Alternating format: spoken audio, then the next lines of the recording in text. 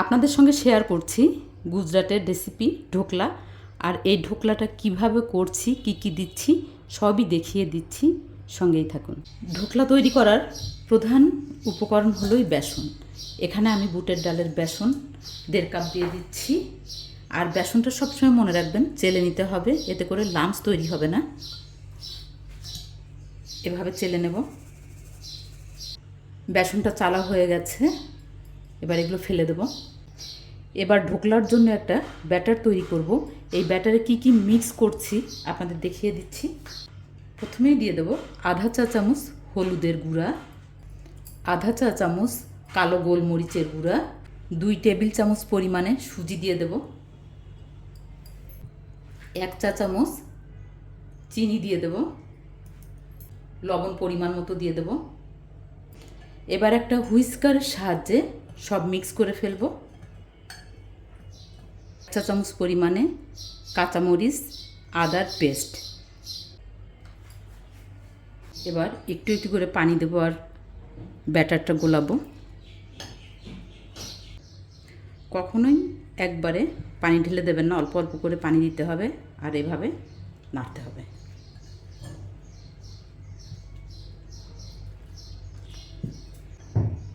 আবার একটু পানি দেব।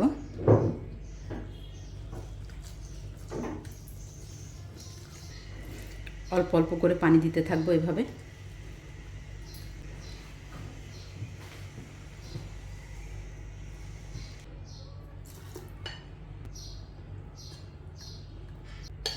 ব্যাটারটা হবে এরকম। এবার 1 টেবিল চামচ পরিমাণে সয়াবিন তেল দিয়ে দিচ্ছি, এতে করে ঢোকলাটা অনেক স্মুথ হবে। ঢোকলার ব্যাটারটা বিট করা হয়ে গেছে। এবার 10 থেকে 15 মিনিটের জন্য রেস্টে রেখে দিতে হবে।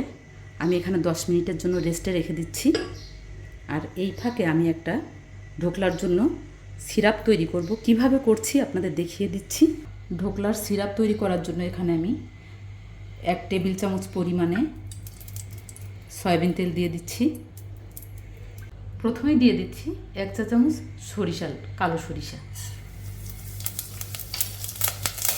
এবার দিয়ে দেবো কারি পাতা,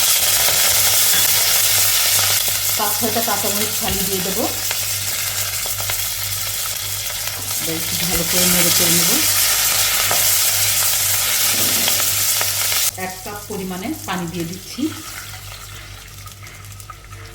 এবার দিয়ে দেব 1 টেবিল চামচ পরিমাণে চিনি, পরিমাণ মতো লবণ দিয়ে দেব, 1/4 চা চামচ হিং দিয়ে দেব, 1 টেবিল চামচ পরিমাণে লেবুর জুস দিয়ে দেব। এখানে আমি 1 কাপ পানিকে 1/3 কাপ করে ফেলবো। এই সিরাপটা আমার লাগবে ঢোকলার জন্য। সিরাপটা হয়ে গেছে, এবার চুলাটা অফ করে দেব।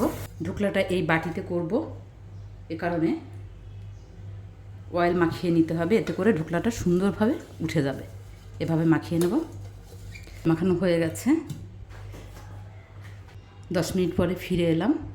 এবার বাজার থেকে এভাবে একটা ইনো বা ফ্রুট সল্ট বলে, এটা মিশিয়ে দেবো। আর একটা জিনিস লক্ষ্য রাখবেন, ফ্রুট সল্ট মেশানোর পরে বেশি সময় রাখা যাবে না। ফ্রুট সল্ট মেশানোর সাথে সাথে দ্বিগুণ হয়ে যাচ্ছে। যত তাড়াতাড়ি সম্ভব স্টিম করতে হবে ঢোকলাটাকে, তা নাহলে ঢোকলাটা স্মুথ হবে না, স্পঞ্জি হবে না।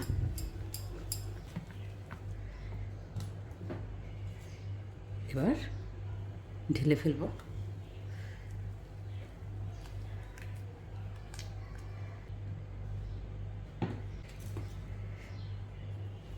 ঢোকলাটা স্টিম করার জন্য একটা হাঁড়িতে আগে থেকেই পানি বসিয়ে রেখেছিলাম, এখন একটা স্ট্যান্ড বসিয়ে দিচ্ছি। এবার বাটিটা সাবধানে বসিয়ে দেব, ঢাকনা দিয়ে এবার ঢেকে দেব। 20 মিনিটের জন্য স্টিম করব। মিডিয়াম আর লো ফ্লেমের মাঝামাঝি স্টিমটা করতে হবে। তারপরে 20 মিনিট পরে ফিরে আসছি। 20 মিনিট পরে ফিরে এলাম। এবার ঢাকনাটা উঠিয়ে ফেলবো। ঢোকলাটা টেস্ট করব হয়েছে কি না। এভাবে একটা চাকু দিয়ে সম্পূর্ণভাবে হয়ে গেছে। এবার নামিয়ে ফেলব। এবার প্লেটে ঢেলে ফেলব।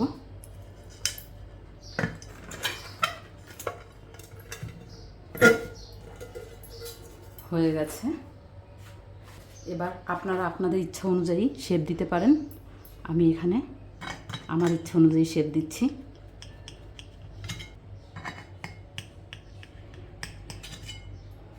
আগে থেকে করে রাখা সিরাপটা এবার দিয়ে দিচ্ছি।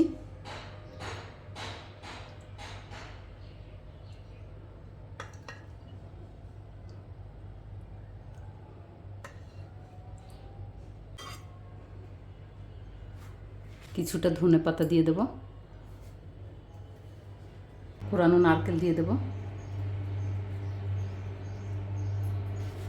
ঢোকলায় সিরাপটা অ্যাবজর্ব করার জন্য 10 মিনিট রেখে দেব। 10 মিনিট পরে সার্ভ করব। সব সময় লক্ষ্য রাখবেন সিরাপ এবং ঢোকলা দুটোই উষ্ণ গরম থাকতে হবে, তাহলে খুব সহজেই সিরাপটা ঢোকলা অ্যাবজর্ব করে নেয়। এবার ঢোকলাটা সার্ভ করব। টেক্সচারটা দেখুন, খুবই স্মুথ আর স্পঞ্জি হয়েছে। খুব সহজেই বানিয়ে ফেললাম গুজরাটের রেসিপি ঢোকলা। রেসিপিটা ভালো লাগলে আপনারা বাসায় ট্রাই করবেন। আপনারা সবাই ভালো থাকবেন। আল্লাহ হাফেজ।